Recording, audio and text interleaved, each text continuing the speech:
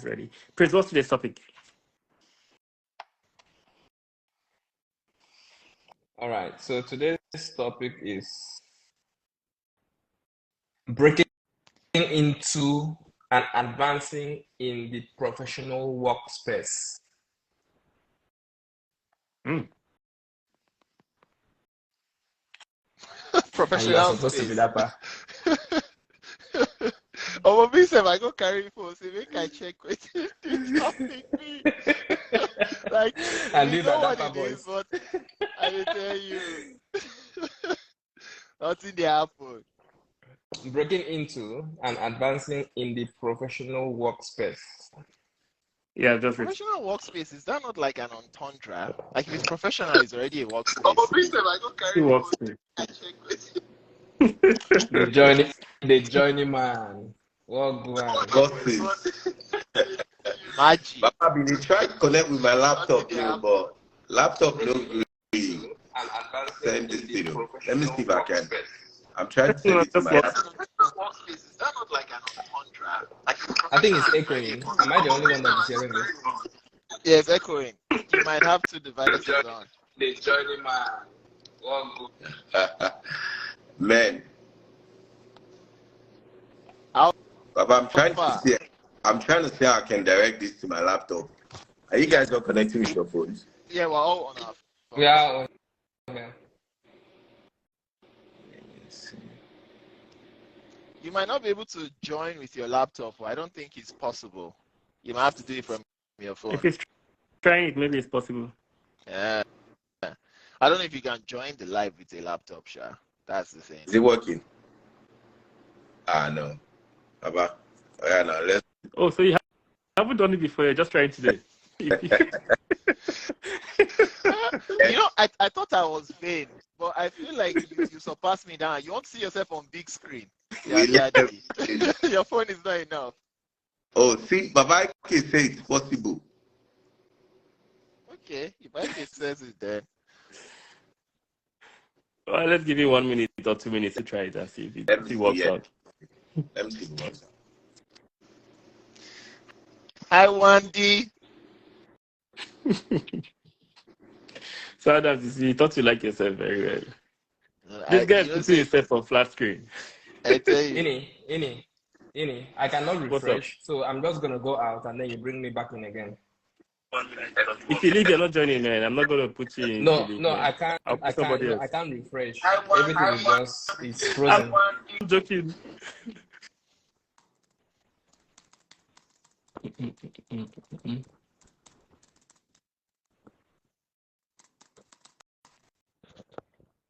So Wendy can only see Adam on this screen. She cannot see everybody else. Did your baby join? He's soon join soon. Remember, you get gap. So He's if your getting there. baby He's soon join. does not join, you guys He'll give soon join. respect to who their baby don't join. What's So up? that year, I think they use no senior man for secondary school.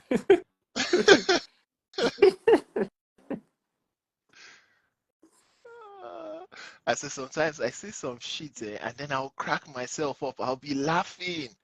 My Yeah. wife will just look me like Chris, man. Like the kind of things that excite me is just the weirdest.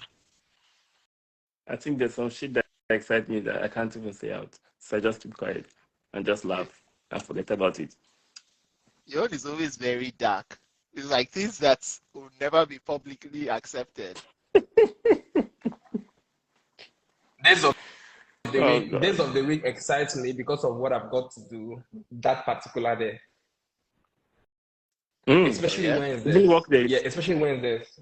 Yeah, obviously, especially Wednesdays. I know I'm playing tennis, and I look forward to play tennis. Then weekends, I know I'm going to play tennis again on Saturday, and I look forward to play tennis. On Sunday, I know I'm playing a match, football, and I look forward for it as well. You know, these are things that really, really excite me. Then if I am doing chess day, I don't really feel like, but the day that I'm Wait, going to do like triceps and biceps sorry. and all of that. You just mentioned your few favorite days of the week, and you didn't even say Thursday, the day where they catch up with your guys. You're talking about tennis, football. I'm telling you. Am I a joke? I'm coming now. No, I'm coming. relax, a joke to you? chill. Yeah. Thursdays Oh my God. used to excite me, but sometimes you look Used forward to. to Thursdays. Chill, you look forward to Thursday. You are very enthusiastic about Thursday. 30 minutes to life, Ines texting. Adams, I can't make it. Praise just called me down. Praise called me 1 minute to 9 o'clock. That's why I was late. I don't know what he was calling me to ask me. But he could have called me. He didn't call. You know, because I know we've already, I know today was done and good. We've cemented the conversation and all of that. So I know there was no losing out today. I know today is going to be a win-win. And obviously, I went for soccer training. And then I came back, practically very late. I had to shower, do makeup, and then obviously, come out for work. So while we are still waiting for Ibrahim One day I to did join, not go to friendship. I've been sick. yeah. So obviously, while we are still waiting for Ibrahim to join, I would just Why like is Daniel to trying to ask. join the live today? Of all the days, why is it today Daniel wants to join this live? I'm going to block him. I think He did not pick my make call. our guy Let's hear what he wants Don't to bring say. Where him. is he? Don't bring him. 2 Where minutes, is 2 minutes, just 2 I can't minutes. even Let's bring see him on for 2 him minutes. again. Okay, Where yes, is he? God. I've invited My him. mistake. Let me see what he wants to say. No, it's not mistake. Let's hear our guy. Praise, I beg tell Ibrahim that he can join with his phone. Wahala no day. But I can't even call Praise, you can him start talking now. about the topic. Praise. Yeah, Dave. Hmm? Hi, Monique.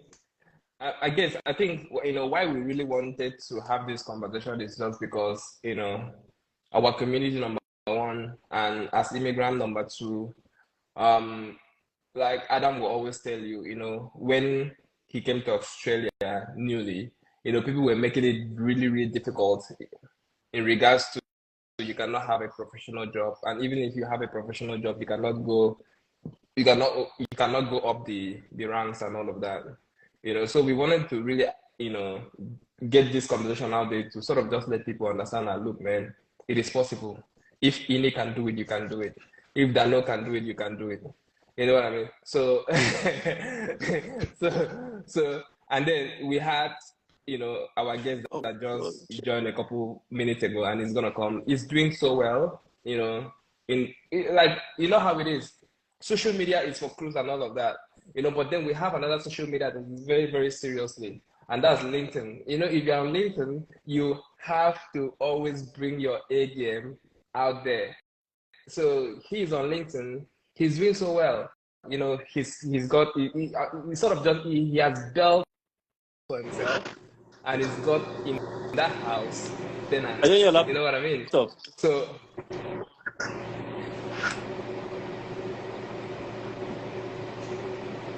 That generator sound that you hear.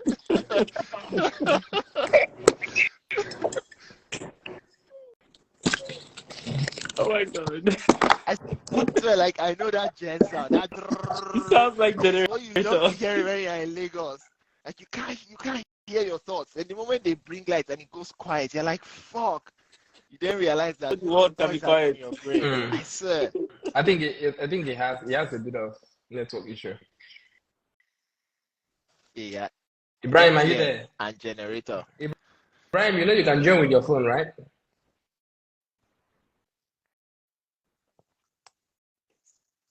Omar. Please, yeah, you're talking about me. Please continue. Yeah. You? So I think So I was just sort of just trying to introduce the conversation to our audience. Yeah. So we've got obviously Ibrahim in the building. He is supposed to, or he was supposed to sort of just take a deep dive into this competition and just get us to where we wanted to go because he's the journeyman. He's doing so well, like I said, on LinkedIn, which is part of social media, and he's got that audience. And then we wanted to bring him here to sort of just tell us, how he has been able to get to where he's not currently and what he does for job and how he was able to get that, because not a lot of people kind of just have that insight, that drive, that passion to want to do something like that on LinkedIn. A lot of people these days are just influencers on Instagram, Twitter and all of that. So that's why we Oh, wanted to do that. If we had wanted More to, about if we had wanted to just bring anybody that is just anybody, on this social media, it probably would have been Adams because he has done some crazy stuff. But we wanted a more serious, we don't want a we don't more want people that have OnlyFans. no, we don't want that kind of people. So we wanted a more serious, a more professional person that has got the mindset of a winner. Not someone that thinks he can win like Adam, someone that is winning already. So our guest tonight doesn't need no introduction. Baba wants to carry me up, bring me down. Bro, our Bring me guest down. tonight doesn't need no introduction. This is Oh a my man God. that has toured Europe. He did his first degree, his bachelor's, I would say, in Europe. Some of us wanted to do that course, but we couldn't. But he had to. He had to because he had to save lives. So he studied medicine, came to Australia, and he did his master's in public health. And he's working as a doctor. Happily married. We were all present and we witnessed, what he did there. And he's doing so well again on LinkedIn. You know what I mean? Like, he's a professional guy. He always gives advice. He's always telling you, go for holidays. Make sure you exercise. Make sure you drink water. Make sure you check your calories. Make sure you're doing all those things. And he is actually living these things. He's not just telling you and he's not doing it. He's living what he's saying. So he's actually walking the talk. So, ladies and gentlemen, please welcome the one and only Johnny Man. Puyaka, puyaka, puyaka. Oh my God. Baba, it is a privilege. It is a privilege to have you in the building. We see all the things Big that you've man. done. I'm a big man. It's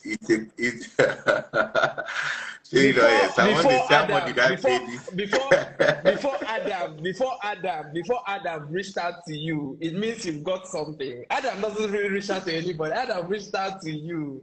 Adam wants to be your friend. You get me? Praise. After this, you need a career in Korea, man. You supposed to be hype man for club. I swear to God. Big hype man. Celebrity. You're most welcome, man. You're most welcome. Thanks for taking out the time. I'm honored to be here, Baba. Them honestly, it's it's a privilege now. Like, I see what you guys do, on your own personal space, and even as a group, the Daper Corner, we can. Will I say I only hope to be like you guys now in future. Even though say my God don't too hype me now, but big ups to you guys, man. It's an honor to be here, definitely. Thank you so much, thanks for coming. Yes. Like today, I believe today is going to be a good one. Like, this is something that is very relevant to us and to our community, and I feel like we don't give it enough sunlight or talk time that it deserves. And because we don't talk about it enough, a lot of people don't know what they are capable of. So for us now, we day Australia, Nigerian immigrants, people don't know that all of us have come for a better life. Originally, nobody wanted to leave their country. Like, if to say Nigeria was good enough, we will still be there. But for most of us, we reluctantly left our countries for a better life so we can give our families the experience and the quality of life that we didn't have. So first of all, coming to another man's country is not easy. And then figuring out how to navigate the waters of these new countries that we're all in is not easy as well. So most of us, we share the same story. We come here, student visa, we work disability or other menial jobs, and then a few of us break into the professional space. The rest get trapped in that per hour rate, that hustle and bustle. And they have degrees. They just don't know how to break into the professional space, which is what we're talking about here today. Because we not dumb ourselves. There are people that are like, Adams, do it like this, do it like that. You get my success or the ease of me surviving in Australia. Now, thanks to people like them, praise on this call. Yes, I met Emmanuel when I was in uni. As soon as I landed, one of the first few people I met, he showed me the way. So we all have helped each other grow, and it's just by sharing information. So Ibrahim, we'll come back to you because now you be our guest of honor today. Just before we get into all the nitty-gritty of navigating the professional space, just tell us a bit about your journey, how you got to where you are today. Just good make we get your backstory, your origin story. Yeah, well, I mean, should I say it started back in 2012 now, finished 2011, finished high school, didn't really finish because, I should start by saying Abraham Lincoln once said something that all I am and all I hope to be, I owe it to my mother, to my angel mother, right? I would say in my own life, I would say all that I am and hope to be, I owe it to my parents, both my late dad and my mom. Just because, growing up in that background, my dad never went to, school. He never really attended any formal, lesson or anything, right? And he was a successful businessman in his own right. But then one thing that, he lacked to actually climb the next level in terms of business was education.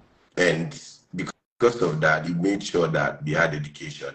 And when I say education, to the fullest of it, right? Grew up, in that family. From there, high school, 2011, 2012, left Nigeria in search of greener pasture, I'll say the space I am now, I'm in health space, right? I'll say health actually chose me, and I didn't necessarily choose health. Why? Because how it is in Nigeria now, when you get to your high school, like the SS1 to SS3, they will say chemistry, physics, biology, and all that. And maths now something we say comfort zone. I felt like it was just a comfort zone for me. So for me, I was actually aiming at aerospace engineering, become a pilot or some aerospace engineer, right? And I was actually looking at this university in Ukraine called Kharkiv National Aerospace University. But the problem was I was too young then, I needed to be 18 at least, which meant that I needed to wait for at least 3 years, to get in.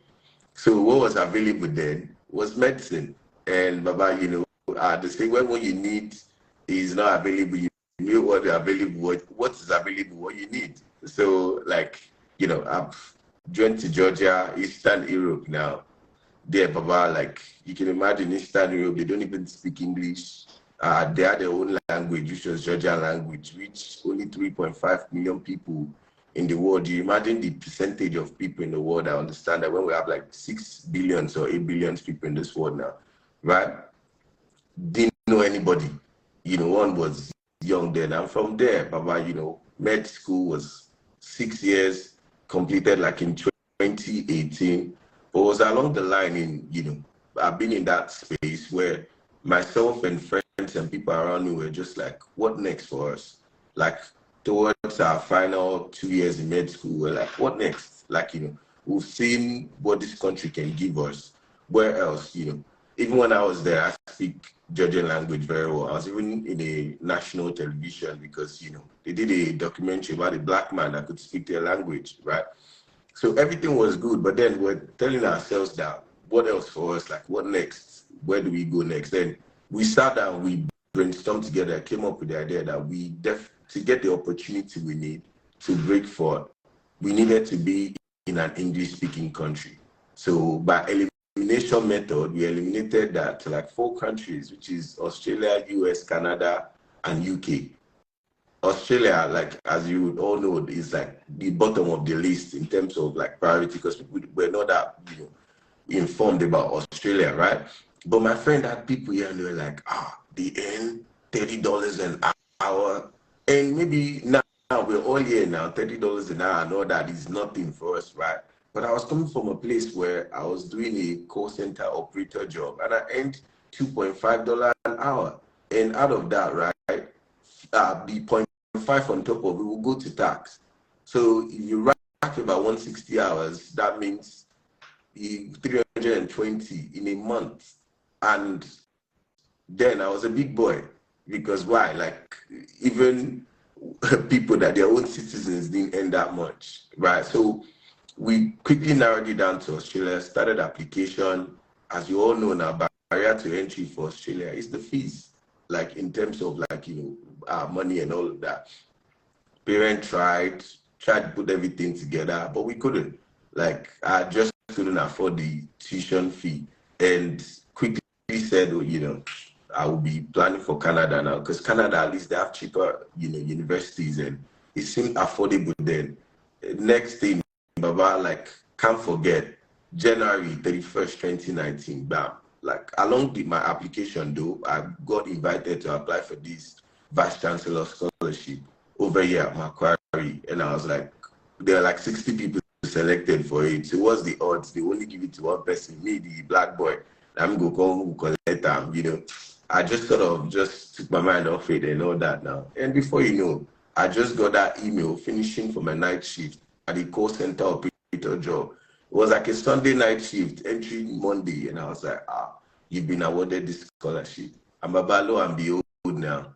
Found myself here in Australia now. And Wait, so you came here on the scholarship? What the fuck? Baba, God did. I'm impressed. God did. No, That's God cool. did. Ibrahim, sorry, I just want to be sure, because a lot of people that went to Macquarie University, they had that scholarship, and which was, I think, 10% of their total tuition. Is that the scholarship that you mean, or you mean the actual you were awarded No, the scholarship? there's actually, yeah. So apart from the African scholarship, which being an African automatically qualifies you for that, I was invited to actually apply for the Vice Chancellor scholarship. It's called VCIS scholarship, Vice Chancellor International Scholarship Global Alliance, right? Oh yeah. But then you do a short 30 seconds video, which they just tell you to be creative, to just, they sort of give you a guideline to follow, which I would never forget. It was like yesterday. I remember just, calling boys. There was some boys then that I knew were good with like IT software a little bit, right? Then I was like, let's just do this. But I'll be honest with you, because I knew that I was not the only one invited. I didn't have any faith that I would get it. Mine was just this opportunity presented itself. I was still hoping on my parents to come up with the fees, right? But then let's just put in the application. So I remember that I gathered the boys and we just did a short video, and I was like, growing up in a city where many lives have been lost and many others are suffering due to poor infant and maternal mortality. I want to help make the world a place where a child's health status is not a reflection of his socio-economic status. And I was like, upon graduation from Macquarie, I'll be better equipped, right, to, impact my world and all that. But that was it. We sort of made it a bit creative as well to show this, because really, like, I grew up in a ghetto. Like, I'm a proud ghetto boy to say that, we started. Nah, you don't look. Now we're here, right? You don't look. You don't look ghetto, but you get that one. Yeah. But we'll get there. But like, sort of, where I grew up, we'll get there anyway. So yeah, like, I got invited, and then luckily they announced the winner on 31st of January 2019, and like, I was awarded that amount, and that was what I actually, used to pay my tuition fee for that year. Got to Australia, and on getting here, I was lucky then to meet the former African president in Macquarie, which my guy Jerry, just brought me in, just like Adam was saying about you and all that, and about the rest was history now. We, from his own influence, from interest in all of that, became the African student president there as well, like at Macquarie, and about here we are now. So that has been the journey, to this point. That's very, very impressive. Very, very impressive. Like, I mean, I've been your friend for a while, and I never actually get to know this part of you. So this is what Daper does. Daper brings that honesty, that trueness from you. So yeah, thank you for sharing that. Yeah, obviously. Yeah. So thank you for sharing that with us on this Thank you for sharing that with us on this platform. And a lot of your friends have joined this conversation, and I'm sure most of them did not actually know this part of you. But that's actually good. So I'm not sure, Adam. Do you want to progress with the next question, or should I? So you see, origin stories are very important, right? Once you understand where somebody is coming from, you can kind of see where they are going, right? Like for you now, as we see you, I see your eye, I know this boy has fire, because I still even have that look in my eye, but you see, some people have more fire than other people. And honestly, like, your story is inspiring. Me, I would say I was borrowing money from plenty different people, but I didn't have the brains to get a scholarship. So I don't even attempt them. Or I just was too lazy to give it a chance, right? You know how we talk about how information is a currency. Of So course. you were informed about it. If you never applied, you never have gotten it. You probably still be where you were. So it's just about being informed and taking the chance, right? Definitely. So Definitely. it's aligns well with what we want to talk about today, in the sense that, you see, we spoke about when people come here, you talk to people. The information that is provided to you is work in aged care home, work in disability home, work in warehouse. And we all limit ourselves to that information. And I've noticed it amongst our African community. All of us are in disability, just for Nigerians specifically. Yeah. We're all in Yeah. disability. And then we get stuck there. We're now making small money that we can send back home, small money Of to pay course. school fees. We feel like that is the bus stop, right? And there's more to it. We and I are talking about this today. So my own is, I want to break this into, like, small formulas. If you were a newcomer here, like you're coming to Australia again for the first time, now that you know what you know, what kind of advice would you give somebody that wants to leave Nigeria? Let's just assume they've gotten the visa and they're landing. They've landed here. Where would you recommend they start from? Well, I'll say, if I was say now knowing what I know, and if someone is coming from Nigeria, I would say that connection is very important. The reality is, even it is true in life, and it is not less true in Australia as well, which is that, the people you meet will determine how fast you settle in, and sometimes as well, how far you go in the system over here. So, like in the beginning, you do what you have to do, right? As I said, we all start from somewhere. Like I remember my own self started from, my first job was actually construction. I was sharing with you earlier that I went on site, I held the shovel, and my boss, I would never forget him. I still have his number on my phone and all that, right? Because it was like my first official boss, and even the tools I used, right, which is the pants, the shoes, everything was borrowed. But I'm size 44, I was wearing size 43. So you can imagine, and construction is hard enough, and then you're going there with, like, clothes that are not your size and all that. But that was like what people could help me with then, right? And it was like, don't worry, I can tell you've not done this before, but I'll make you a pro. But in 3 months, we became pros. Me and my boys. I wish I could show the pictures and all that, because those are like memories I would never forget. Like those were like key milestones in my own journey over here. So I would say that, as long as even the scripture, which is what I follow, says that whatever you find yourself doing well. And in the sense that it is disability you start with, just to say, to settle in and to sort of pay your school fees and do what you have to do. But my own is, you should not lose sight of where you're going. You should, vision is very important. Because I was sharing with you earlier that even while I was doing the construction, sometimes I'll go from night shift construction, right? I will enter morning shift furniture warehouse. I had an Asian boss then that would make 2 people do the work of 3 people and still finish in less hours than what the 3 people would do. So it's like 2 people doing work that 3 people are meant to do for 6 hours. He finished in 4 hours so that he can look good. He's the manager, so he can look good in front of his own guy. Yalla, Because yalla. you know the story, boss, right? But then, even in all of this, right, my friend then will call me the last container bender. What's funny is, right, the irony of life is my own dad back in Nigeria, yeah, growing up, he has containers that he was one of the first distributors of like machines and all this, like bikes and all that in Nigeria. But here I am in a country where I'm doing literally opposite of that, right? Which is, what happens to you sometimes when you leave the comfort of your own to come into a place in search of greener pasture, right? But what I really never lost sight of was a vision of where I was going. Like the mental picture was always clear.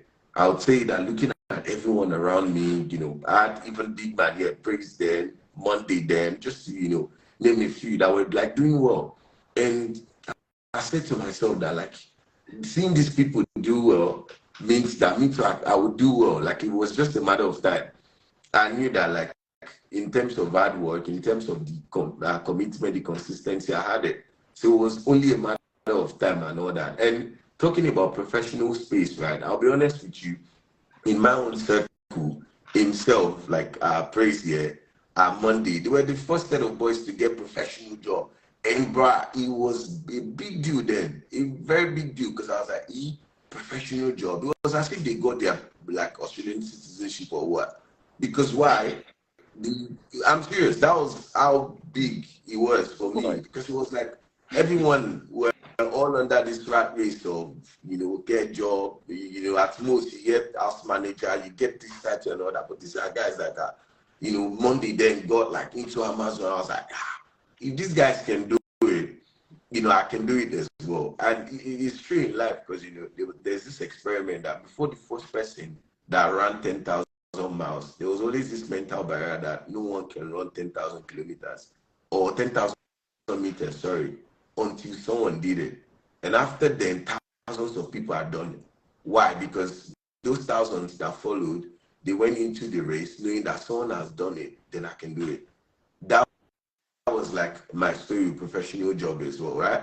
Prior to then, it was more like these guys were, for me, like I was not saying that there were no other blacks that were in professional space. In my own circle, they were the ones I was seeing, right? And the next thing was, how did you guys do it? How did you guys do it? How did you guys do it? You get what I'm trying to say? But from there, these guys gave us the tips and all that as well. And, So I mean, what are some of those tips? Very important about your CV. These guys, like, helped us, like, with our CV and all that. And, what you need to understand about Australia as well is, and not even just Australia, life, every experience counts. Most times, like, for people that are not in professional, space that are on this are live now, there's this sense of, I'm not good enough. I've not even done this job before. How well will I do? You just feel like you're not qualified. Like, you get, and when you see you know how it is. When you go on Seek, you go on Indeed, you go on Job Seeker, you go on all these guys, right? When they list the job requirement alone, it will almost force you not to want to apply. You would have disqualified yourself from even applying, because you're like, there's no way I can do this, right? But then, like, with mentoring, with these guys mentoring us to say, CV, you just need to, Also, for me, by being a health manager where I am, it was my experience of customer service and all that I'd done in past, mingled with, even in care job, I was once like house manager and all these things. So I put everything together. And about, like, I just, as we know, applied several times, more rejections, right? Until the main, I think at the point I was almost giving up, because we shouldn't make it look like it's easy. We should all say, like, how it is. Obviously. The first job. Yeah. The first job. I have a friend that, he was 6 months. And about what you would just be getting, maybe some people might even be lucky to get the opportunity for interview. Me, what I was just seeing in my mail is, thank you for applying. Very polite country. I said that first job is like losing your virginity. To secure interview, right? No one would. It's almost as if no one would take that chance on you. And it's like, sometimes in life as well, you want people to invest in a business you own self you're not invested in. Like, but you want people to buy stock into it, right? But it's you yourself. You have to believe in yourself to know that, like, you can do it. But like, it was that first one. But knowing that, as I said, for me, knowing that these guys have done it with their mentorship, with their coaching, first of all, start with my CV, made sure it was as professional as possible, worked on my own self as well, in terms of, because the reality sometimes is, in life, you don't get two shots at success. Sometimes only one shot, and you have to take the opportunity well when it comes, right? So 100%. It was me working on my, like, interviewing skills. We all know that in every interview, the questions they will ask you, basic questions before they even get into the job role. Like, what do you do? Tell us about yourself. All those ones, like, I mastered it and tried to be as original as possible, even though, like, we praise is into environment. With Monday, like I said, he was into IT, right? Me, I'm into medical space. But then they still had like influence on what I wanted to be, right? To say that mentorship, the CV, worked on myself, and but finally, like it was just out of the blues. It's funny that the job you will get is the one you did not even think you will get, right? Mm. Finishing the Masters of Public Health, then from out of the blues that day, I just got a call. I was not even ready for it, right? And I'm like, oh yeah, so we saw your this, we would like you to, come in. And what do you do? I gave all the story now, I'm a this, I'm a manager here, I've managed this, I've done this customer service job. I was once and getting into the main interview, right? I had my general manager and operational manager seated there, and they were like still the same things, right? From the CV.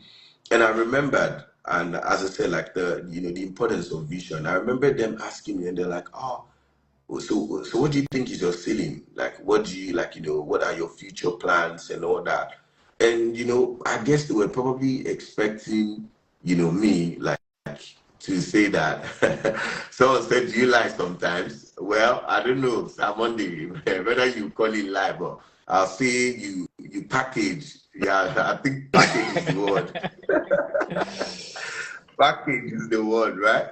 And I remember them asking that, oh, so where do you see yourself, say, in the next like 3 years? What are your plans for this year? Growth score for this company? And like they were probably expecting me to say, I'm hoping I'll be the area or operational manager or something one day. But yeah, but for me, like the vision was bigger than that. I know I started in front of that. I was like, one day I see myself as a minister of health in my own country back home, something, right? And for them, maybe to some of us, the minister of health is nothing, right? But for them, they were like, are you serious? Look at this man. You ordinarily how many $1,000 job? You've not even received it. You're here dreaming of becoming a minister of health. Am I the minister of health now? No. But the vision is here for an Yeah. appointed time. But before you can be it, you have to dream it. You have to dream it before And you so you can. can't inspire me. You can't like say make I go As download my CV, apply for the work. I'm like, like, yeah, daddy. No, boss. bro, like, honestly, man, just Am listening I to your not dreaming big story, enough? I know, like, listening to your story, you own Daper. Like, you come, they talk as if that we be your guest. You know what I'm saying? No, no, You so, still the guest, no, that we be so, but no, honestly, man, no, your story is very, very, very, very inspiring because to some of us that knows you personally, I like to give you your flowers because, like, you are not just meeting people for the sake of meeting people. You meet people and then you invest in people. And you hold that person in a very tight situation where the person just needs to come correct to you. The person just needs to do right by you. You know what I'm saying? So you are just one of those persons that when you call someone your friend, you sacrifice your time, you sacrifice everything, resources and all of that. So I remember the first time I met you, I just fell in love. There was this complete sort of awareness that I had, and I knew that this one is real.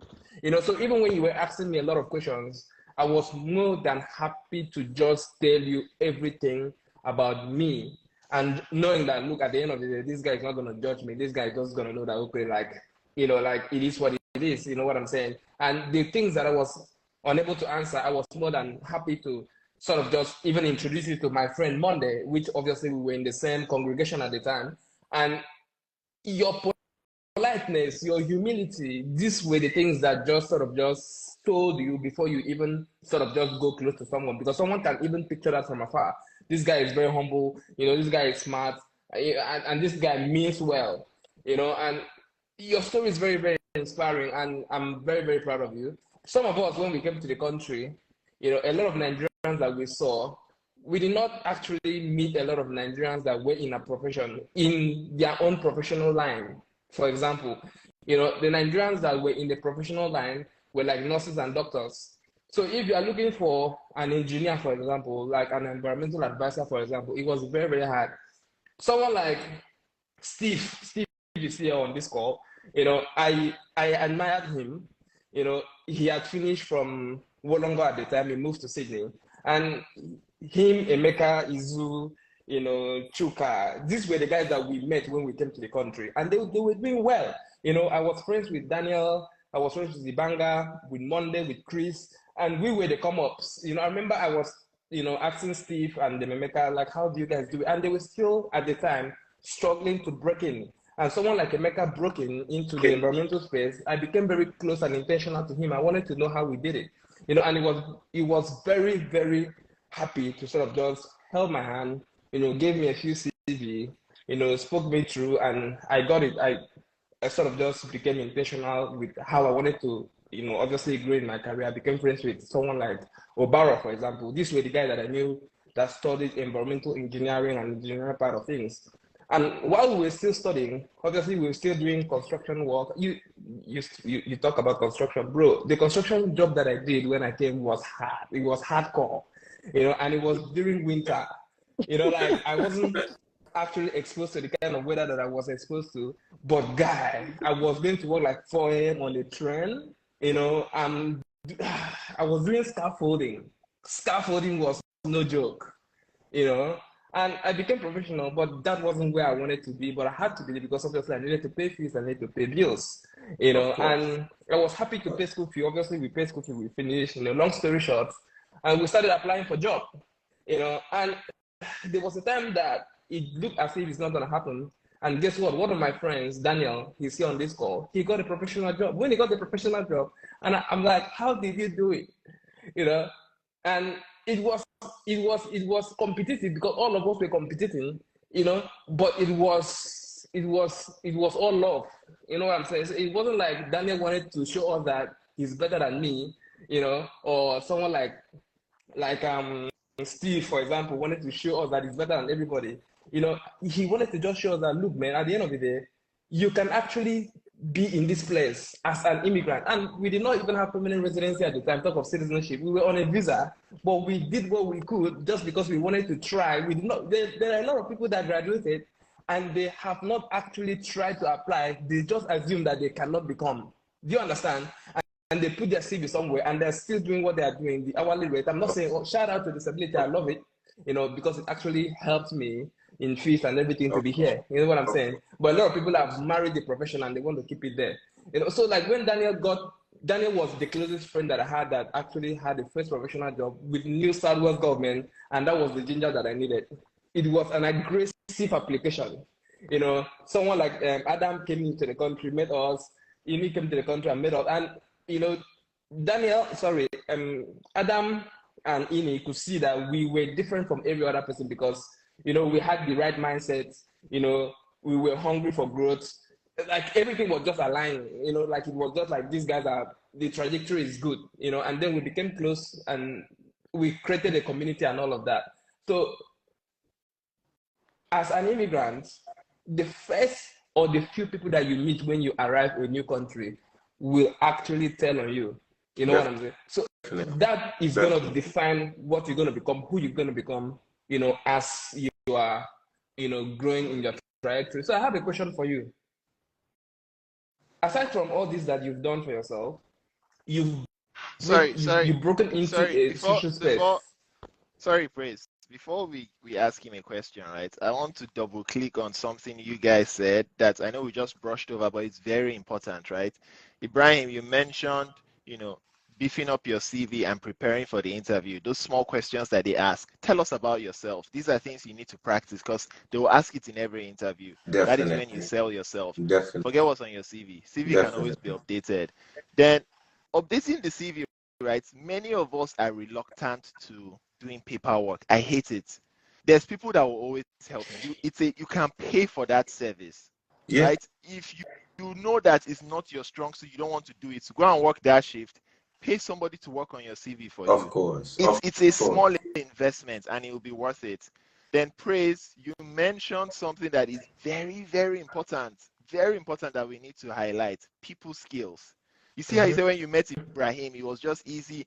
People skills. Some people, it's not my personality, blah, blah, blah, blah, blah. You can work on it. You need people skills. Technical skills, you can always learn at work. When you go in an interview, they want to see how likable you are, how you would work in that team, how you can collaborate and be productive, right? That's when you show them that you are a likable person. Tell them stories that make them know that it's easy for you to work with other people. You get, because the truth is, 100%. in this Yep. Western world, they haven't really interacted with people like us, with people from different backgrounds.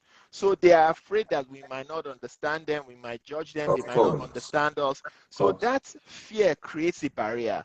So Mm. once you are meeting them, break that barrier down. I be guy man just like you. Forget. You get. You don't have to speak with a stupid accent or whatnot. Don't fake it. Speak comfortably, Nah, but that's look that's at it. them and That's the ensure that they problem. understand you. Yeah. No, Baba, This thing you that you've couldn't have mentioned said now, it this thing that less. you've mentioned is a Thanks. lot. That's the actual problem, because a lot of Ibrahim, sorry to call, a lot of Africans, Nigerians, for example, they get into a place and they want to become like them immediately. It doesn't. They know you are trying so hard to fit in. They can tell. Just be yourself. Like, I want to be this, I want to be that. That doesn't help you. Like, just be yourself. Speak. They can listen. They can tell. They can tell if you are faking it or not. Just be yourself. They can understand English. Like, I'm friends to a lot of Africans that are like top, top, top. They are in top management. And then when they speak to me, I can tell this guy is Zimbabwean, this guy is South African, this guy is Ethiopian. But the thing is that their comprehension, obviously, how they talk to you, how they analyze things, it's just different. That is it. That is what sells them. The way they reply to email, the way they put everything together. It's just different. It's not just you doing it and speaking some rubbish gibberish. No, it's just how do you present yourself, you know, when you are not in the room. You know what I'm saying? So when you are in the room, it's different. But how do people perceive? How do you present yourself outside of the room when you are replying to that email? When you have your chief or financial whatever, your general manager and all of that. How do you tackle these issues? So these are the issues. Yeah. Just So just people skills, Chris, we have just to obviously, add, that's the big one. 6 minutes no, left. You not haven't talked six about minutes. the So this social this media call part. must, it has to go over time. We're just getting to the crux of the gist, right? Now there's something called code switching. People mistake it for accents. If you're in the professional Mm. space, speak professional. You're not changing your accent, but you're speaking professional. The vocabulary you will use will be different. The words you will use, how you string your sentences together, it's different. So that is code switching. Speak pro, so they can take you seriously. They know that you have an education, not by big words, but by how Nah. you communicate, how you make it make sense. You get. Now, I just want us to get to the next segment, which is the challenges, right? Because now we've given tips for how to break in, but there's a lot of challenges that need to be highlighted. Student visa, work experience, a few things. And somebody like you now, Ibrahim, in the health space, being able to convert your degree to be able to use it to work here. Of So course. there's many challenges that we've all gone through. Of course. Now, before we get to you, I want to hear from Emmanuel what kind of challenges he faced, because he was working one job that it was almost like they were beating him for 2 years, but he refused to leave until we finally showed him the way. So Emmanuel, please tell us some even challenges and how you right, managed to even the navigate it. job, the job that he was working, we're not even paying superannuation. He was happy still doing it. Baba, I'll wait to hear from you. Okay. So I think I'll just start from how I got the job. Right. So when I arrived in Australia, I was applying for jobs like everybody else, going online with my CV, and then I think my CV wasn't properly written at the time when I was applying for all those jobs. So I was just getting those very humble emails telling me, "Sorry, we won't pick you up this time, but next time reapply." Blah blah blah blah. And then I think I spoke to my friend in uni, and then he got me to apply for disability. Right. So I worked in a restaurant. I got fired after 2 weeks because I was very slow. Yeah. So after 2 weeks, she fired me, and then I got the support work from a Kenyan guy who I met in uni. He just walked up to me and said, "Hey, how are you?" Blah blah blah blah. And then we talked. He gave me his number, and then I applied for the job. I got that one. I was very happy. I was doing that job. And so how I got into the other one that Praise is talking about was through my brother's wife. So she knew someone who had an IT company, and then she said, "Just call this guy." So I called him, and then he says, "Come to my office the next day." I went there, we talked, and it's like, I like this guy. I'll employ you. So I started working there. I think in the beginning I was still in uni, so I was enjoying the job because I'm working in IT. I'm studying IT. So I was like, oh, this is very good. Then I think the challenges I faced with that job was because as a student and then an immigrant, they can pay you below the minimum wage. And because you need these jobs to boost your points, right? To apply for PR and all this stuff, you just take whatever they give you. So I think for me, that was like the struggle. I was in uni and then I needed the job to get the points and get the experience. So I couldn't really speak up, right? I just have to sit there then, do the job. So I was doing the job and then I finished uni and then I think they kind of increased the salary a little bit, but it wasn't really up to like the standard I should be. And then I remember Praise, Matthew, Daniel, and everyone insulting my whole life, saying I'm working a shit job. And I'm like, why am I still working a shit job? I remember I'll go to the office around, I think it was like 8 o'clock. And then I would get back around 6 in the evening. So I did that job for a while. And then I think what made me quit was when I had my ankle surgery and I was supposed to work from home, but they wouldn't let me work from home, right? So I had to go to work with crutches. And then, I still kept on getting insults from these guys. So anyways, the motivation there was when Praise, I think it was Praise, Daniel, and Matthew, all of us were on like a group call on WhatsApp. And then Praise and Daniel were now talking about like the new jobs they just got. That was during COVID. And they were now telling us that why don't we just apply for these jobs and then get these jobs? Like it's not difficult. And they started telling us what to do. So I think after that call, I spoke to Daniel and then we went through my CV the next day, right? And then he told me, like he edited the CV and then gave me some tips on stuff to do. And then he sent me some stuff also. After that, I spoke to, actually, true, you're right. The people you know actually influence you a lot. So that was Daniel's part. And then I needed to break into a particular profession, my current job now. And I had to speak to Miriam. And then she was the one who now gave me her CV and then started giving me interview questions. And then she even prepped me for interviews.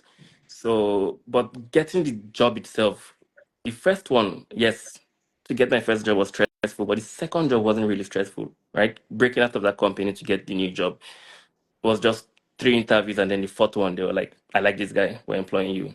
And I never thought they were going to employ me, to be honest. That was the worst interview I ever did in my entire life. And that was the company that employed me. So it was very shocking when the woman called me and said, they really like you. And I was like, what? So anyways, so that was how I broke into that space. But I think as immigrants settling in Australia in like professional jobs, I kind of think we have an advantage, to be honest.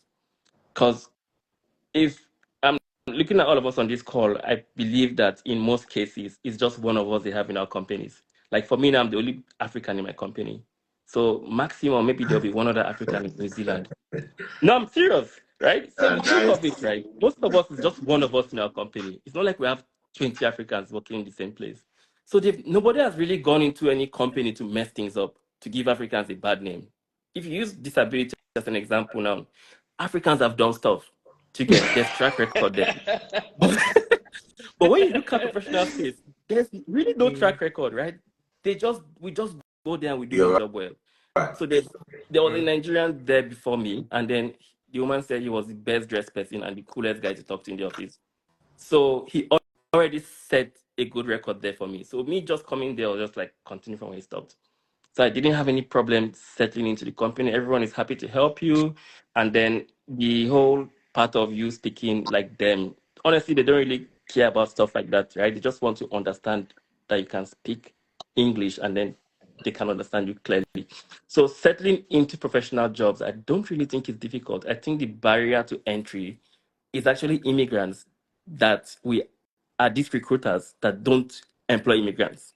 That's the truth, right? If you go for an interview and it's an Indian, when you meet a recruiter that is an immigrant, that is the problem. But when you meet a recruiter that is that's an the problem, Australian, right? it's very You easy. don't have a problem. Yeah. So I think so. Like most of the problems we face as immigrants to get these jobs, sometimes it's actually us who put those barriers for ourselves because we're judging ourselves, right? It's we. So we're judging each other already. Like, no, this guy will fuck shit up for me. I'm a recruiter. I don't want to employ this guy to this company. He could go there and give my company a bad name. But across board, I don't think we really have Nigerians, to be specific, who have like really messed up in any professional job in Australia. I've not really heard any stories. So yeah. Anyways, that's my 2 cents. I think I'll keep quiet now. Let somebody else speak. Except you No, guys have any questions. no, it made Yeah. sense. Like Right. what you said, it really hit home because most of us have been through like a similar experience, right? I was even taking notes. Like this pen and paper was a very good idea. Like I shout am out, taking shout out to notes, Press. homework. Like actually makes sense. What did you say? Yes. So basically, from your story, you said if you don't know your worth, you'll be abused. See how your former job that were paying you half of what you're earning now, they were making you work longer hours. They were not paying your super. They were without literally without abusing you, and you supervision. were happy because you're like, they gave me employment. You thought they were doing you a favor, not knowing Yeah. that, yes, they're taking advantage of you. And now you've moved to your new job, you know better, you're more informed, and it was simpler than you thought. Yeah. You get. So the thing is, once you can beef up your resume, work on your skills, all of these things, it will be like a stroll in the park, and then network with people that have value to add. Like it's like we can't emphasize that enough. Network with people that Yeah. have value add. So Praise, you had a question for Ibrahim. Yeah, I mean, Ibrahim said a lot of things, and I guess because I mean, a lot of Nigerians, a lot of us, we are just happy doing what we are doing, and we don't want to sort of just sell what we are doing on a social platform. I think the only social platform like we really just share what we share is, if we jump on that call, with friends, or if we meet somewhere and then someone sort of just, refer someone to us, and then the person wants you to sort of just, hold his or her hands and walk in terms of career path and all of that. That's when we sort of just, show the person the way.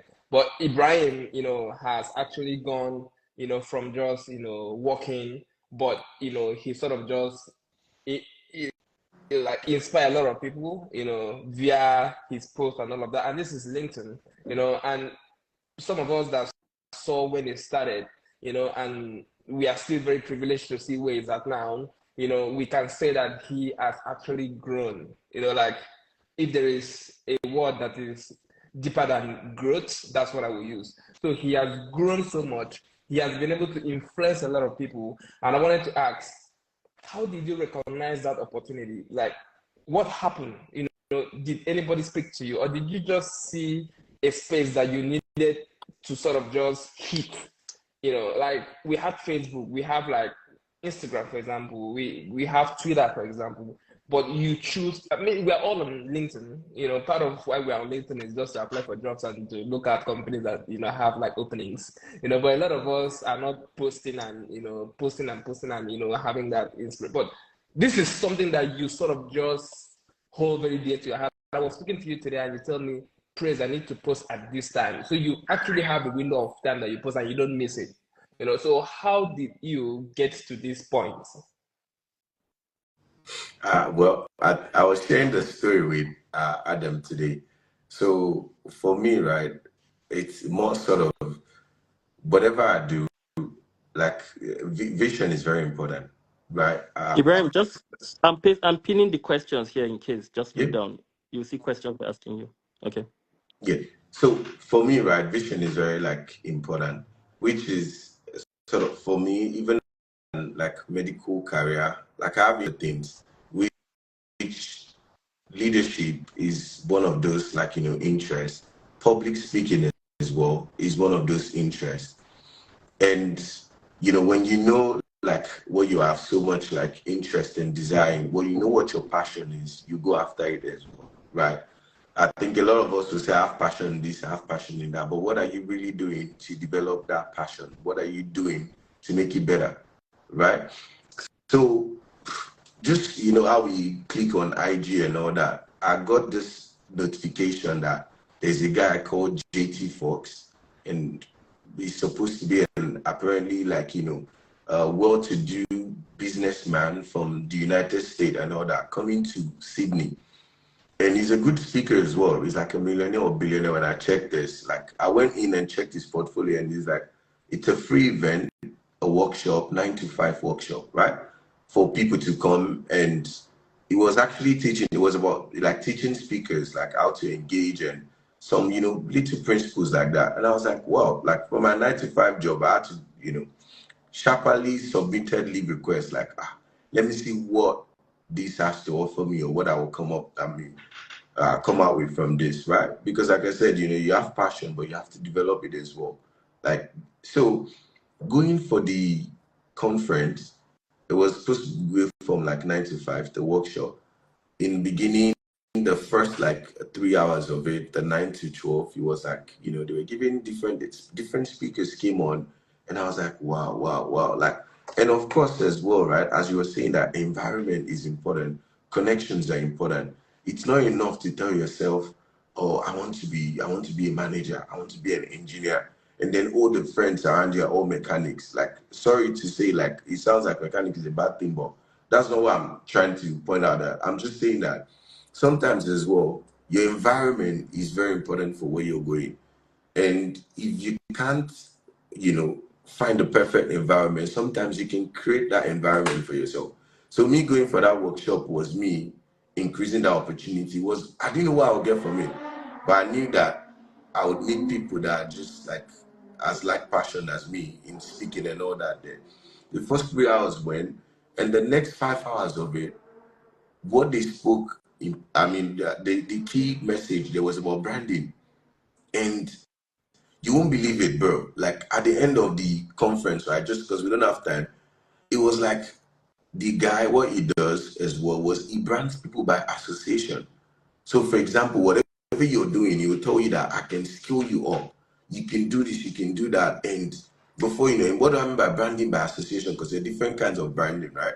Is that he could just get you to take a picture with a celebrity. Say maybe, for example, you now take a picture of Mbappe, and then you just put whatever you're doing there. And you know how it is in the realm of like social media and all that, right? And this guy was charging as much as 15 grand to do that for people. So, because I went there and I was in my mind, I was like, what does this guy have to learn? Which people don't just give you tips like that. So, my own key message there was that branding. Even myself, I volunteered to say that, maybe I needed that. And in my mind, I'm like, oh, man, if this guy brands me up, who knows? Before you know, but I don't turn celeb, I don't blow. You get what I'm trying to say? And when it was like the 15 grand in my mind, I'm like, I think branding is important, like branding by association or whatever form of branding. But what's important as well is the content of the brand. And the content, what I mean by the content is the process as well that gets you to that point. Because many a times, right, we all want to be, celebs, we all want to be this, we all want to be like great in our fields. But many a times, like we're in a generation where you want to just eat your cake and have it. Like you want to cook your meal and have it like in 1 minute. You get what I'm trying to say? So for me, what I got from that particular speaking conference was that branding was important. And like me being a passionate speaker as well, like in my own reflection, I've always like, the name Johnny, Johnny, Johnny. And the name Johnny Man was like, I coined that from my own life, like example and experiences, both failures and success. Why? Because prior to that, I've engaged in many investment, many opportunities, all in the name of let's blow. Do you get what I'm trying to say? And it didn't work out. And I had to just tell myself that, bruh, it's a journey.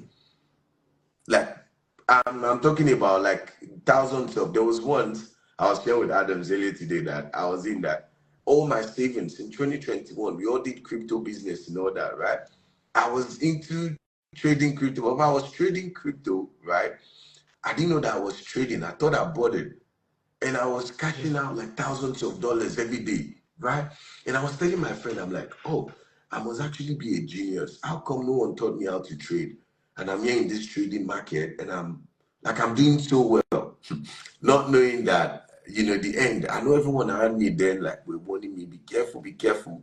But I went from plus 16,000 capital to minus 3,000 because I had to borrow and everything went boom. Because ignorance is very, if you think ignorance is very expensive, it will cost you anything, right? So that was how I had to just tell myself, Baba, calm down, it's a journey. it's a process. And before you know, I was just like, oh, LinkedIn.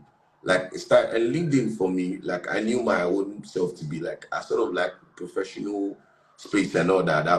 As much as I'm outgoing, I'm not very out there as well. So I knew that like it looked like a platform where, at least professionals, what could come out of it. And bro, that was how I started being intentional, like about the posting on LinkedIn, twice some weeks, at least 5 times in a fortnight, to just say that I'm building a brand. I'm trying to like me. So this is me building my own brand. Do you get? And Baba, from there, like I'm where I am now. And I'll tell you that the LinkedIn journey has I myself didn't see it. Like I think if you look 6 months back, because I've only really been active since December last year, right? I didn't know that I would get here on that platform. But now I've gotten to a stage where like now I have like you can book to, book my service on LinkedIn, like leadership, health and wellness, marketing. And even months into it, I actually got an opportunity for a speaking platform. I mean, speaking, it was about women's conference and speaking conference there in Paris as well. But I didn't take it because I knew that I was not ready as well, like for that. So it's more like, true, I've learned from success and failure to just know that it's really a journey. Like it's not a destination. Success itself is a journey. And I think this applies to all of us in our different fields, as you all know, that it is. Like we can come out here and make it look like it's all easy. You just start earning that 6-digit figure, but we know, like as we were sharing earlier, we know the process that got us here. And the process is very important because the process determines how long or you will last in that position as well. Because if Yep. you go this way, Yep. you will fall this way as well. So, that's my journey with LinkedIn. Ibrahim, Daniel is asking, what is the best thing about that space? I think it's LinkedIn he's talking But about. about I think like you already answered the that. reality is once you're like active like that, right? You'll be surprised at the number of messages like I get in my inbox. Like in terms of opportunities, I know like even in my own space, being a practice manager, right? I've gotten like several calls to just say, "Oh, are you interested in this? We've seen you get what I'm trying to say." Some of them like I go ahead and see where it leads to. Some are like for the sake of transparency and all that. Some like you apply, but you know how the employers are. Sometimes they just want to hear from you. But then it's more for me. It's an avenue to actually brand my own self because now it's like if I have a business, like I could easily just over time as well, you build that authenticity, that genuineness, that whatever I just put out there to say, oh, I'm doing this, come along, you'll be surprised that the engagement that you get what I'm trying to say. So the Yep. opportunity Yep. really depends on what you're looking for. And for me, right now, as I said, I have my own service on it that you could literally go and you could book a consultation call to say, this is what you need, this is what your business needs. And we'll see where I can help you. Like, you get what I'm trying to say. So, and that I didn't get there overnight. It was from building that, consistency. And suddenly, like, when you just show up, you'll be surprised. So now it's like Tuesdays are posters. And as we're saying about timing, with LinkedIn spaces, well, time is very important. Like you can't just post randomly and just say, oh, today I'll just post. Like that consistency is like required as well for you to, with the way the algorithm works, for you to get that engagement that you really need. So for me, the journeyman is like my brand. And for me, right, the journeyman is when I'm in health, is the doctor journeyman. When I'm in, marketing is journeyman this, is journeyman that. Like, you get what I'm trying to say? So this is me, like branding my own self to say that, this is where I'm going. So for me, that's what like LinkedIn is. And as I said, services and all of that as well, offering that some people don't even know exists like on LinkedIn. Wow. Yeah.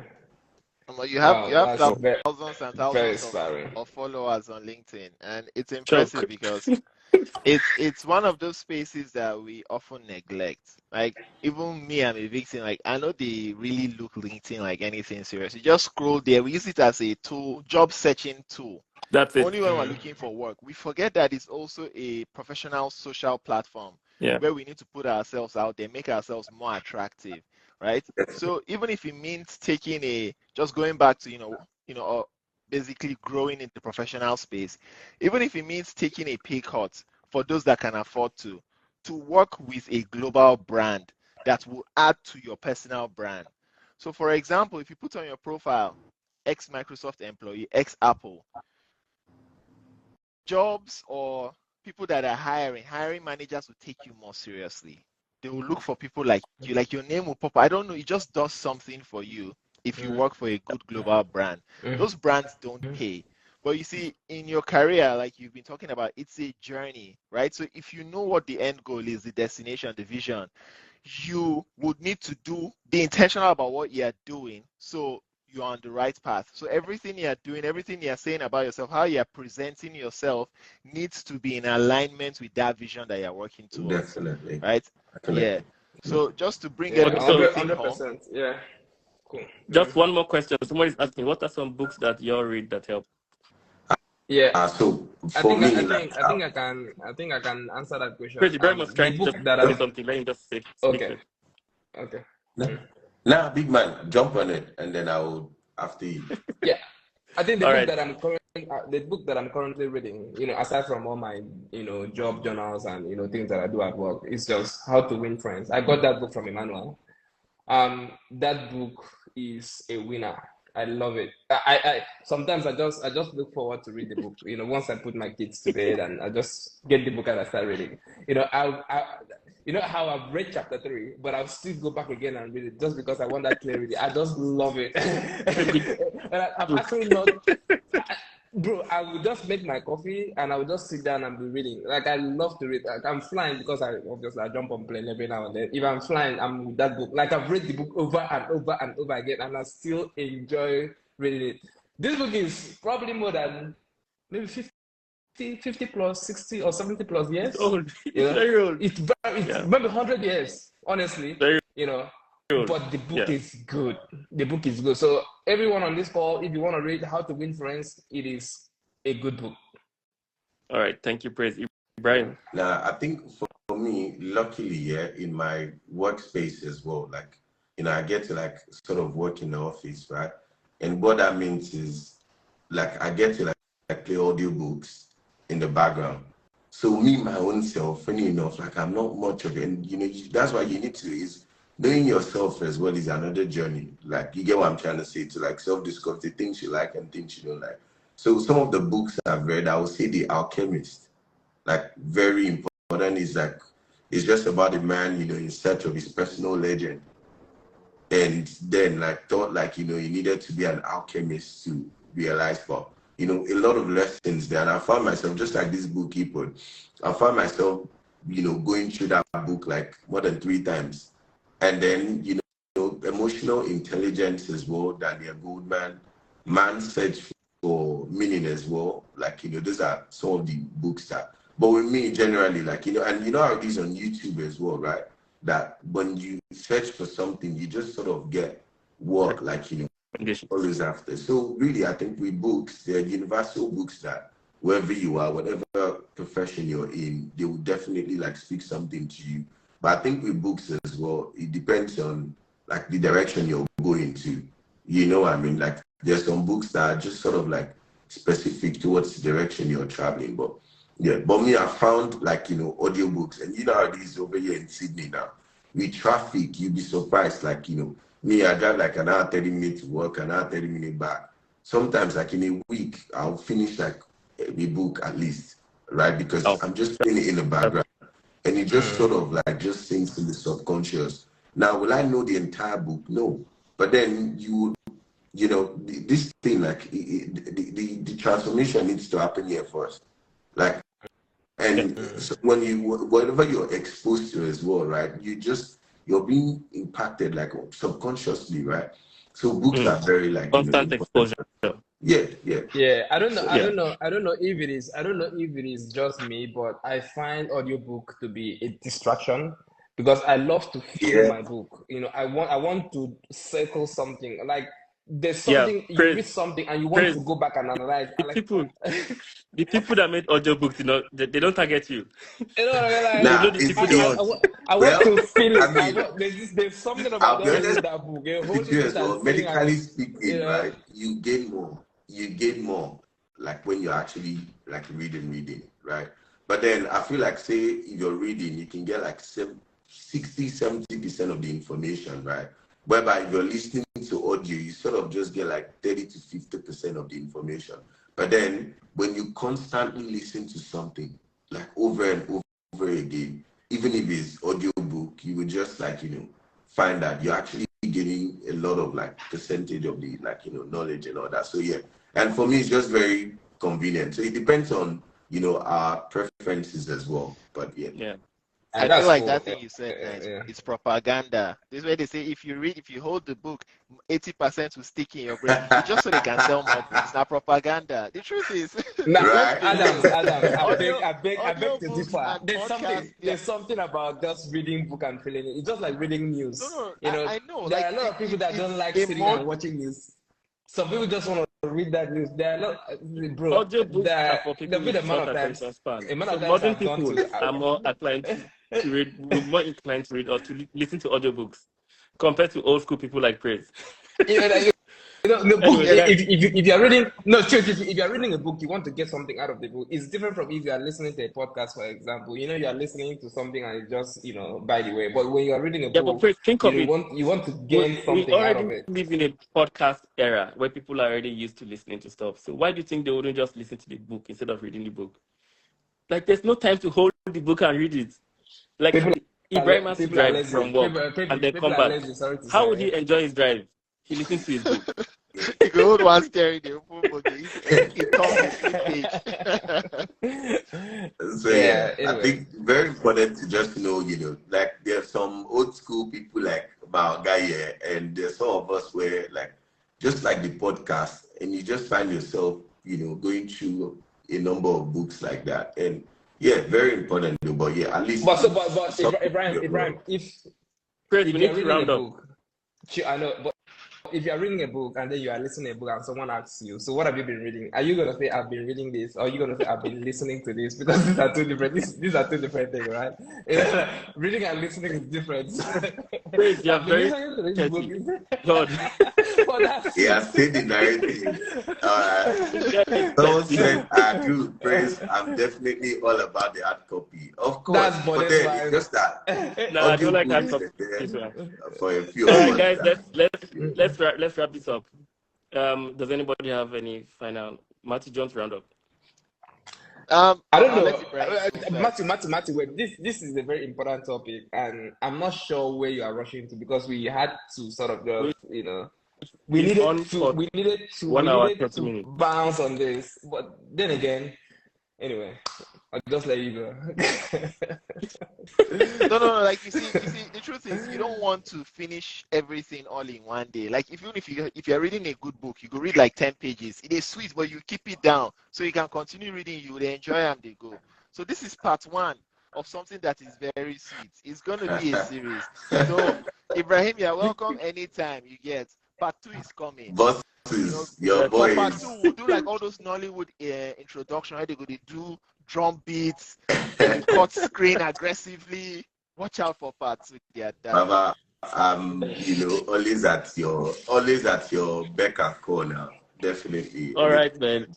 Ibrahim, thanks for joining. No, wait now. Guys. Wait now. Let him give us his roundup because people have been listening. They've come on this journey with us for an hour and a half.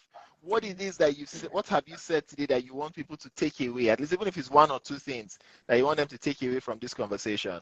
I think I would round up by quoting this guy, Tunde Onokoya. I don't know if you guys, some of us named the chess master. Dead Nuts. No, not Tunde Dead Nut. So he said something, he was like, and when the universe aligns for you, you realize that there are indeed decades when nothing happens and weeks when decade happens. And they said that in those decades when nothing happens, you should learn, unlearn, and build capacity. So that in weeks, when something happens, you'll be ready.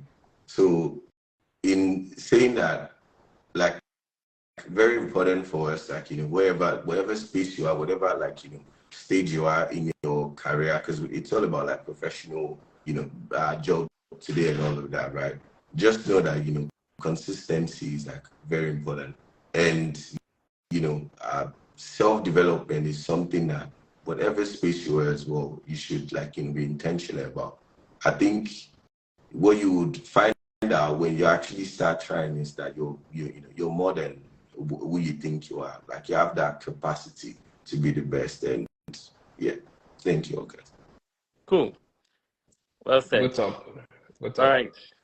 Wait, Adam. Thanks. now where are you rushing to, Emmanuel? That's why you're in a toxic job. You don't want to listen. He's too in a hurry. Like, Are you I'm going to here one taking to notes. whoa? Taking notes. I'm going to change read comments. Matt, maybe that's a good one for the next topic. For next No, time. absolutely. Like Yeah. you see, everything is perspective, right? There's always the perspective of being a black person in the workspace. There's also the female perspective. Then you cannot be female and colored. You get who made us colored? Who made us immigrants? Why are we not expatriates? These are conversations that we need to address in part 2. Just stay tuned. We'll let you know. However, I want to recap what I've jotted down because I feel like today I benefited a lot, right? Even though I feel like I know some of these things, it's always good to have like a reminder. You get when you hear someone say something, you think it's validation that your idea it holds merit. So Ibrahim, in the beginning, right, you said, update your resume, work on how you introduce yourself, define your vision. This is something you sit down with yourself, define your vision. So when they say, tell us about you, you can carry them along that journey, the vision journey that you're working on. And they're like, we want this guy in our company. We want to work with this guy.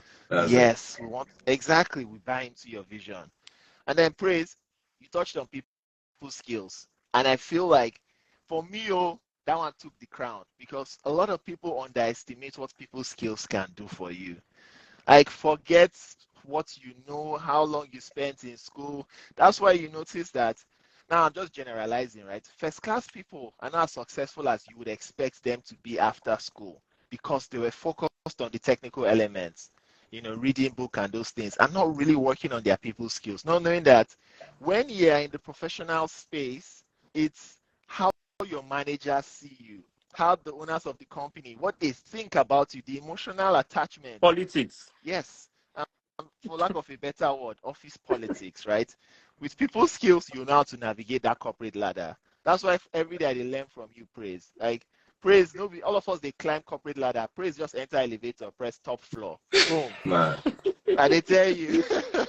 So like you cannot underestimate how important that is.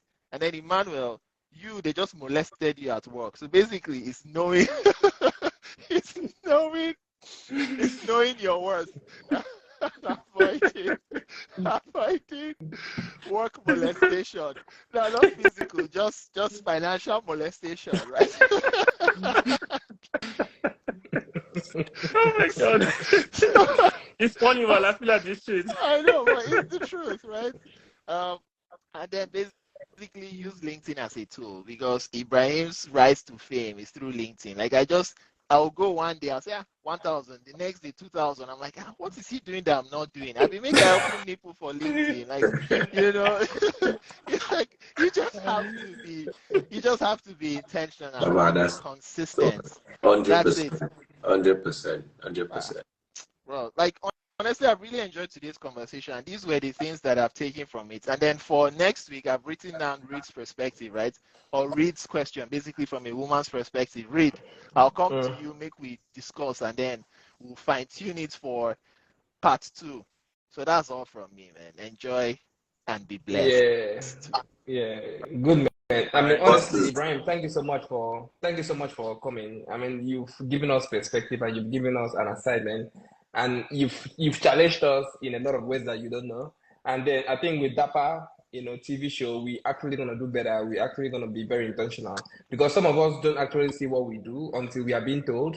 And we've been getting a lot of flowers. We've been getting a lot of feedback that you guys are actually doing an amazing job in the community. And we kind of don't see it just because we are in this bubble, but when people see us and they perceive us differently because we are different, right? We need to be able to tell ourselves the truth. We are very, very different from a typical African Nigerian because we have a very, very different mindset. You know what I'm saying?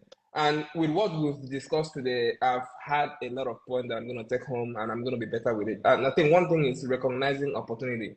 You said something, you said sometimes your opportunity, comes only once and you need to give it a shot, So how to recognize opportunities is up to you, not up to your pastor, not up to your partner, not up to your friend. It is really up to you. And another thing that, someone said was, and I take it very personal, is, how a lot of people say trust yourself, and then you know yourself. If you know yourself, and then you cannot trust yourself, please don't trust yourself. Read books. People skill, communication, About quality. very important. These emotional intelligence. Emotional, whatever, emotional intelligence. You know what I'm saying? Just don't trust yourself. If you don't trust yourself enough, get help. A lot of people build in silence and then they build rubbish. Ask questions. I'm building in silence. No, bro. You're building in silence. What are you building? That code sounded like it was going. It sounded like it was going somewhere good, but the way you. Oh my God. You don't talk to anybody. You're building in silence. At the end of the day, you're building rubbish. You know what I mean? But if you're talking to someone would have been able to help you. Would have salvaged that. To tell you that this thing you're building, does not look like the final picture. You know what I mean? And I think another thing is branding. How do you brand yourself? Adam will always tell us, especially on this call, there are a lot of people that we want to bring onto Daper Corner. Adam will say, no, we don't need this person just because we want to be seen differently. You know what I mean? And that is branding. And the friends we make, the people we talk to, where we work, all these conversations, that is branding. We need to be able to give ourselves a certain kind of brand so that if someone wants to even talk to someone about you and you are not there, the person will be able to tell you something, and that is your resume. You know what I'm saying? So branding is very, very important. And the last and final point that I've taken home based on this conversation is just do it. Just do it. You literally could not have, said it better. Just do it. Just do it. Apply. Just do it. Apply. Just do it. Don't, apply for that job aggressively. You know what I mean? You are in a toxic job. You are not getting paid enough. You think you are better. Just get out of there. Just jump on the next one and just do it. All right. Thank you. All right. Thanks, everyone. Man, it's been good catching up with you guys, man. Thanks, Ibrahim. Respect. Thank you, bosses. All right. All right. Thank you, everyone.